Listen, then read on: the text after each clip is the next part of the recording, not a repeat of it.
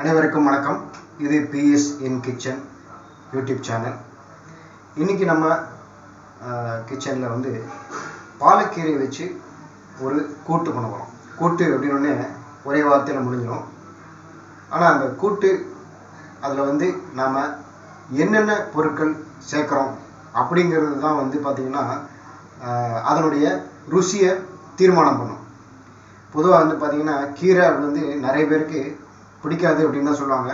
ஆனால் அந்த கீரையில் இருக்கக்கூடிய சத்து வேறு எதுலேயுமே இல்லை.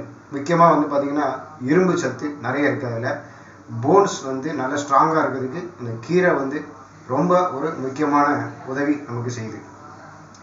இன்றைக்கி அந்த பாலக்கீரை வச்சு நம்ம எப்படி ருசியாக எல்லாரும் விரும்பக்கூடிய அளவுக்கு, முக்கியமாக சின்ன குழந்தைகள்லேருந்தே வந்து கீரை கொடுத்து கீரை சேர்க்கணும் அவங்களுக்கு.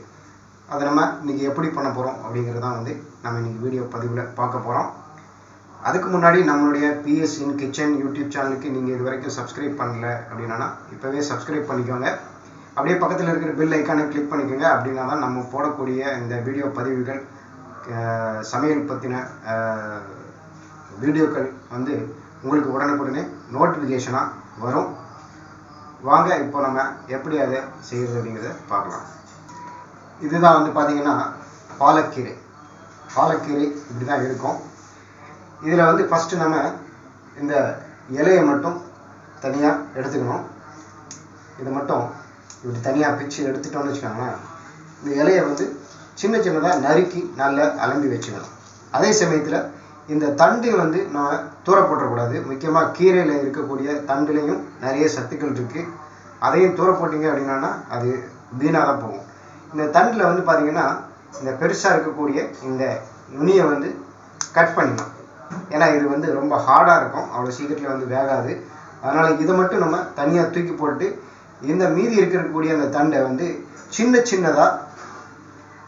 சின்னதாக இது போல் நாம் நறுக்கி அதை வந்து குக்கரில் போட்டு வேக வச்சிட்டோம் அப்படின்னா நல்லா குழஞ்சி போயிடும். அதே சமயத்தில் அது வீணாகவும் ஆகாது. நமக்கு இந்த கீரையினுடைய சத்துக்கள் முழுசாக கிடைக்கும்.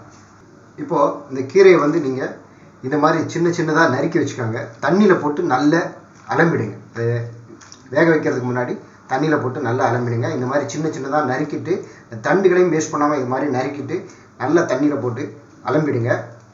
ஒரு கைப்பிடி வேர்க்கடலை, ஒரு கைப்பிடி பயத்தம்பருப்பு, அதாவது பாசிப்பருப்பு, இதையும் எடுத்து வச்சுக்காங்க தனியாக. ஒரே ஒரு தக்காளி, நாம் மிக்சியில் ஜாரில் போட்டு அரைக்கிறதுக்கு ஒரு தக்காளி எடுத்து வச்சுக்காங்க. அதே மாதிரி ஒரு ஸ்பூன் சீரகம், 2 பச்சை மிளகாய், ஒரு அரை மூடி தேங்காய், இந்த மாதிரி சின்னதாக நறுக்கி வச்சுக்கோங்க. இந்த தக்காளி, இந்த தேங்காய், பச்சை மிளகாய், சீரகம், இது மூணுத்தையும் வந்து மிக்சியில் போட்டு நல்லா அரைச்சி கடைசியில் நம்ம வந்து இதுக்கு யூஸ் பண்ணணும். முதல்ல அடுப்பை பற்ற வச்சுட்டு அதில் ஒரு குக்கரை வச்சுக்காங்க. இந்த வேர்க்கடலையும் பாசிப்பருப்பையும் அதில் போட்டு தேவையான அளவு தண்ணீர் ஊற்றிட்டு ஒரு 10 நிமிஷம் நல்லா வேக விடுங்க. அடுப்பை பெருசாக வச்சுட்டு நல்லா வேக வைங்க.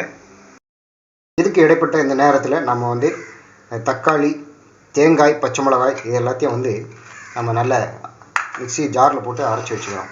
இதில் தண்ணி ஊற்றாமல் நம்ம வந்து நல்ல இதை வந்து அரைச்சி வச்சுக்கிறோம். இப்போ இந்த பாசிப்பருப்பும் வேர்க்கடலையும் வந்து பார்த்திங்கன்னா ஒரு 10 நிமிஷம் நல்லா அது வெந்துருச்சு. இந்த நேரத்தில் நம்ம வந்து கீரையை அதில் நம்ம ஆட் பண்ணிடுறோம்.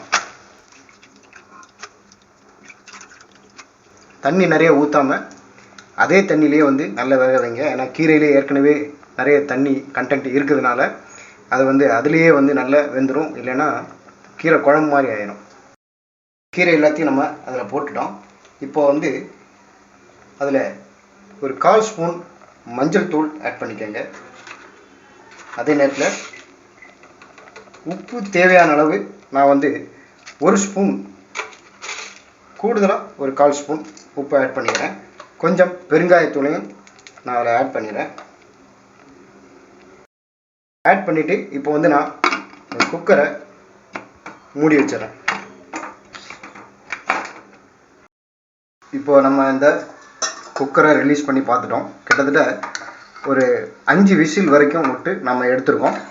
இந்த கீரை வந்து பார்த்திங்கன்னா நல்லா வெந்துருச்சு. இந்த கீரை தண்டுலாம் பாருங்கள் சூப்பராக குழஞ்சி போச்சு. வேர்க்கடலைலாம் கூட நல்லா வெந்திருக்கு. இப்போ நம்ம வந்து இதில்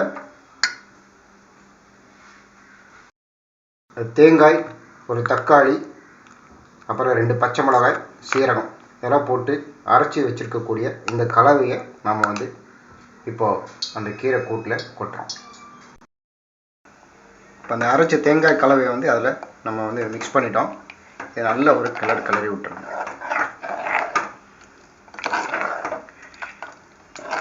ஒரு 2 மினிட்ஸ் இதை வந்து தேங்காய் கலவையை அதில் போட்டுட்டு நம்ம வந்து ஒரு 2 நிமிஷம் அடுப்பில் வச்சு லேசாக இது பண்ணிக்கலாம்.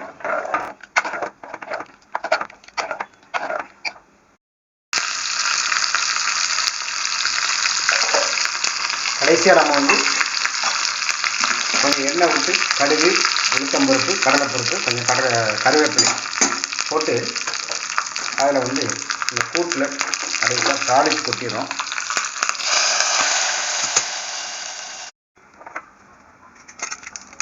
அவ்வளோதான், இந்த பாலக்கீரை கூட்டு ரெடி ஆகிடுச்சு சாப்பிட்றதுக்கு. இதே மாதிரி நீங்கள் செய்தீங்க அப்படின்னா இந்த பாலக்கீரை கூட்டு வந்து உண்மையிலே ரியலாகவே செம டேஸ்ட்டாக இருக்கும். அதில் போட்டுக்கிற அந்த வேர்க்கடலை, அப்புறம் பாசிப்பருப்பு, தேங்காய் இதெல்லாம் போட்டு அரைச்சி ஊற்றிருக்கோம். இது வந்து பார்த்திங்கன்னா செம டேஸ்ட்டாக இருக்கும். எல்லாருமே விரும்பி நிறைய வாங்கி சாப்பிடுவாங்க. இதே மாதிரி நீங்களும் செய்து பார்த்துட்டு நம்மளுடைய உங்கள் கருத்துக்களை தெரிவிங்க. வீடியோ பிடிச்சிருந்தனா லைக் பண்ணுங்கள், எல்லாருக்கும் ஷேர் பண்ணுங்கள், மறக்காமல் நம்ம சேனலுக்கு சப்ஸ்கிரைப் பண்ணுங்கள். நன்றி. அடுத்த ஒரு வீடியோ பதிவில் சந்திக்கிறேன். இது PS in Kitchen.